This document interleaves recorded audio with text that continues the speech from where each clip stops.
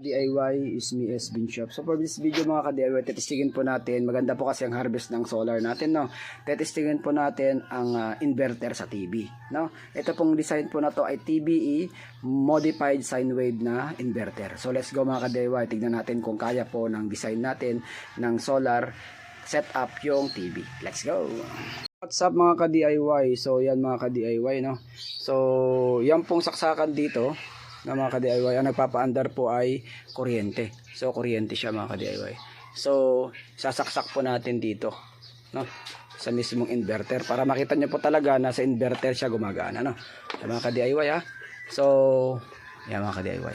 Ayan, nakasaksak po sa inverter mga ka-DIY ha. Yan po yung wire niya mga ka-DIY para nakita nyo po na walang daya, no. Doon po yung wire niya, no. Yan hanggang doon. So sasaksak natin mamaya itong TV. So ito mga ka-DIY ang TV na nasa kwan lang po ito. Hindi ako nagkakamali, nasa 15 inches lang po yata, or ay mga nasa kwan lang po yan bossing, mga 20 inches lang po siguro ito mga bossing, no, na 220 bossing. So sasaksak natin, no.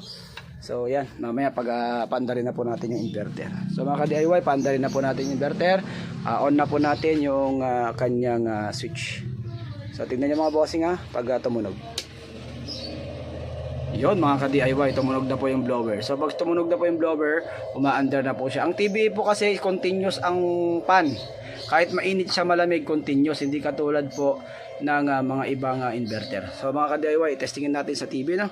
So yan, maandar na mga ka-DIY. So saksak natin ang TV mga ka-DIY kung kaya niya pong paandarin. So let's go. So yan.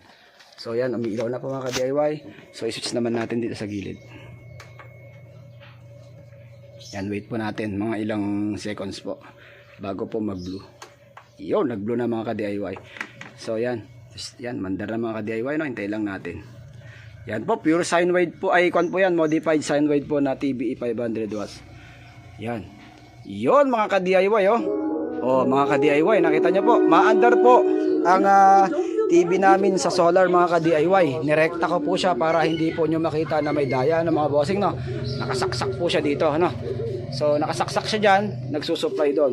Pero pwede natin gamitin po yung meter, kilowatt meter po niya, no, na 6-in-1. So testingin po natin gamitin itong meter na naka ATS para pag nalobat yung battery natin, ay yung solar natin ay aandar po sa kuryente. So ilipat lang po natin siya na mga ka-DIY. So patayin muna natin mga ka-DIY. Mamamatay din po yung TV. Tignan niyo po mga ka-DIY. Yun, namatay po yung TV po. Off muna mo po natin mga ka-DIY, no. So isaksak po natin yung kwan ng ATS. So yan, dito na tayo magsasaksak mga ka-DIY. So paandarin na po natin. At tignan niyo po mga ka-DIY, lilipat po yung ATS. Yan po yung automatic para po pag nalobat yung battery nyo, kuryente. Yan mga ka-DIY. Para makita po natin kung ilang watts yung output po ng TV. So isaksak na natin. So ayan mga ka-DIY. So tara ulit doon sa TV mga ka-DIY, no, para makita natin kung ilan po yung output na dinalabas po nung inverter para sa TV. So check natin. Yan. Hintayin po natin ng ilang oras para po doon sa kulay blue niya. Yun, nag-blue na mga ka-DIY. So waiting natin, check natin yung wattage na mamaya. So yun. Ayan. Nag-starting na siya. So yan mga ka-DIY, 500 watts. Tingnan natin mga DIY, mandar na. Okay, mandar na mga DIY. So tara po dun sa mismong inverter. So ang wattage niya po 15. So napakaganda mga bossing, 15 watts lang siya kasi 500 watts natin dito. Maximum lang tayo dito ng 250 to 300 watts mga ka-DIY para hindi po masira yung inverter. So mga ka-DIY, napakaganda po. So sa mga magpapakabit po, PM nyo lang po ako dyan sa baba, no.